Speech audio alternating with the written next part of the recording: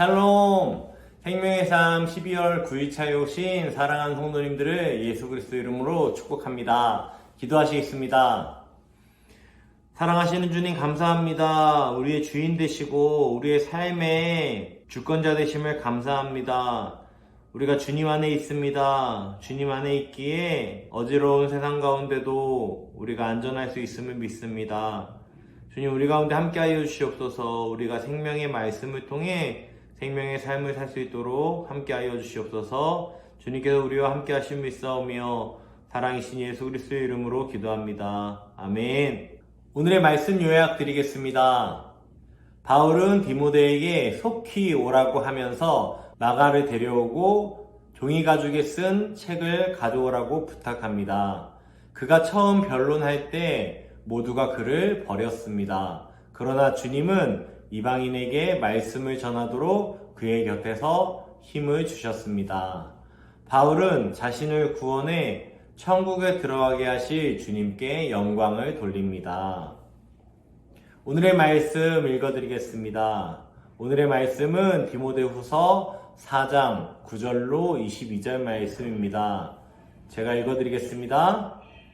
너는 어서 속히 내게로 오라. 데마는 이 세상을 사랑하여 나를 버리고 데살로니가로 갔고, 그레스게는 갈라디아로, 디도는 달마디아로 갔고, 누가만 나와 함께 있느니라. 내가 올 때에 마가를 데리고 오라. 그가 나의 일에 유익하니라. 두기고는 에베소로 보내었노라. 너가 올 때에 내가 드로아 가보의 집에 둔 겉옷을 가지고 오고 또 책은 특별히 종이 가죽에 쓴 것을 가져오라. 구리세공업자 알렉산더가 내게 해를 많이 입혔음에 주께서 그 행한 대로 그에게 갚으시리니 너도 그를 주의하라. 그가 우리 말을 심히 대적하였느니라. 내가 처음 변명할 때에 나와 함께한 자가 하나도 없고 다 나를 버렸으나 그들에게 허물을 돌리지 않기를 원하노라. 주께서 내 곁에 서서 나에게 힘을 주심은 나로 말미암아 선포된 말씀이 온전히 전파되어 모든 이방인들이 듣게 하려 하심이니 내가 사자의 입에서 건짐을 받았으니라. 주께서 나를 모든 악한 일에서 건져내시고 또 그의 천국에 들어가도록 구원하시리니 그에게 영광이 세세 무궁토록 있을지어다. 아멘. 브리스가와 아굴라와 및 오네시브로의 집에 문안하라.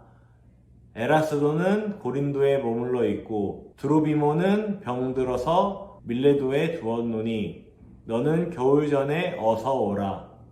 우블로와 부데와 리노와 클라우디아와 모든 형제가 다 너에게 문안하느니라. 나는 주께서 내 심령에 함께 계시기를 바라노니 은혜가 너희와 함께 있을지어다. 아멘. 바울은 지금 인생의 마지막에 있습니다.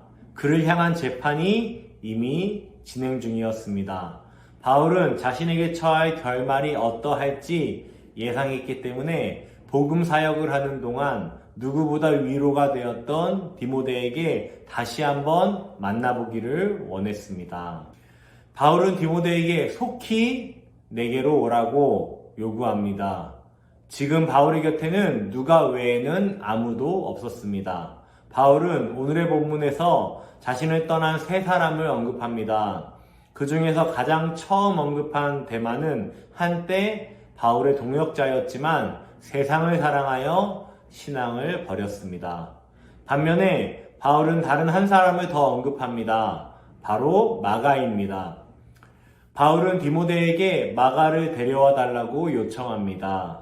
마가는 바울의 제1차 선교 여행에서 바울의 일행을 떠난 이후 바울과 관계가 좋지 않았습니다. 하지만 마가는 바울이 로마 감옥에 수감되었을 때 그와 함께 있었던 것으로 여겨집니다. 바울과 함께 사역한 이들은 많았으나 그 과정과 결말이 다 달랐습니다. 우리는 믿음의 길을 걷다가 중도 포기하거나 세상의 유혹, 그것에 흔들리지 않도록 끝까지 믿음의 교제 안에서 성도 간의 견인을 하며 신앙을 붙들어야 합니다. 바울은 자신에게 직접적으로 해를 입힌 사람을 디모데에게 알려주고 있습니다. 그는 구리세공업자 알렉산더였습니다. 그가 어떤 해를 바울에게 입혔는지는 우리는 알 수 없습니다. 그러나 바울이 디모데에게 따로 언급한 것을 보면 바울에게 큰 피해를 준 것은 분명해 보입니다. 그런데 우리는 여기서 바울의 태도를 보며 그리스도인들이 원수를 어떻게 대해야 하는지 배울 수 있습니다. 바울은 자신에게 큰 피해를 입힌 알렉산더를 비방하거나 복수를 다짐하지 않았습니다. 바울은 주께서 그 원수가 행한 대로 갚아주실 것이라고 고백하고 있습니다. 당장 복수할 힘이 없어서일 수도 있습니다. 감옥에 갇혀있는 처지이기에 아무것도 할 수 없기 때문일 수도 있습니다. 그러나 우리는 바울의 고백 속에서 하나님의 주권과 하나님의 주인 되심을 인정하는 것을 느낄 수 있습니다. 또 바울은 처음 고난에 처했을 때 자신과 함께 했던 사람이 지금은 아무도 남아있지 않다고 말하고 있습니다. 하지만 바울은 그들을 원망하거나 탓하지 않았습니다. 오히려 사람들은 떠날지라도 예수님이 자기 곁에서 함께 계신다고, 끝까지 함께 계신다고 고백하고 있습니다. 바울은 자신이 그리스도 예수의 은혜로 모든 어려움을 이기고 천국에 갈 것을 믿었습니다. 알았습니다. 우리는 신앙생활을 하면서 사람들에게 기쁨과 위로 또는 낙심과 실망을 경험합니다. 하지만 우리가 경험해야 할 것은 다른 사람을 탓하는 마음이 아닌 예수 그리스도의 은혜입니다.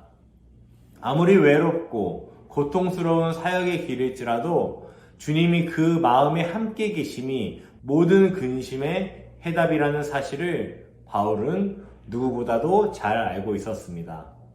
오직 주님이 우리의 심령에 함께 계실 때 우리는 고난 중에도 기쁨을 누릴 수 있는 것입니다. 감옥에서 디모데에게 마지막 편지를 보내는 바울은 절망과 슬픔에 쌓여 있지 않습니다. 오히려 바울의 고백 속에는 확신과 소망이 느껴집니다.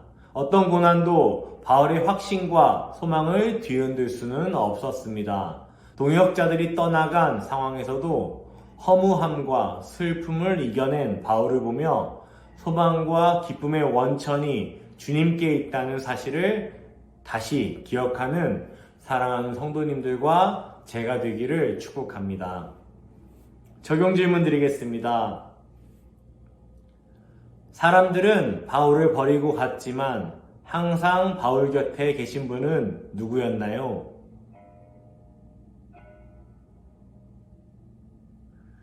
천국을 향해 나아가는 순례자로서 나는 어떤 삶을 살아가야 하나요?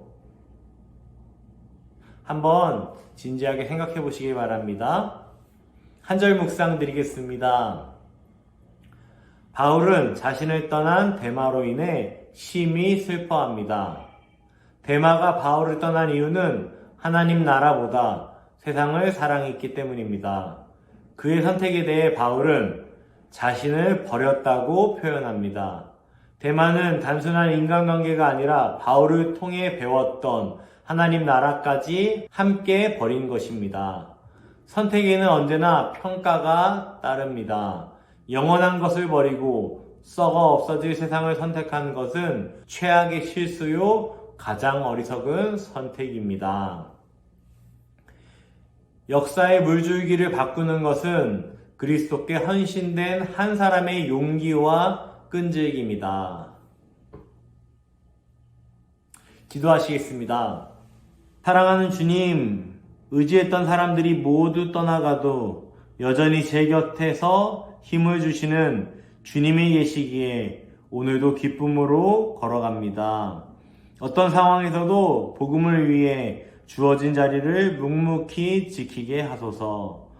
서로 힘과 위로가 되는 신실한 동역으로 아름다운 더원 사랑의 공동체 되게 하소서. 주님께서 함께 하심을 믿사오며 사랑이신 예수 그리스도의 이름으로 기도합니다. 아멘.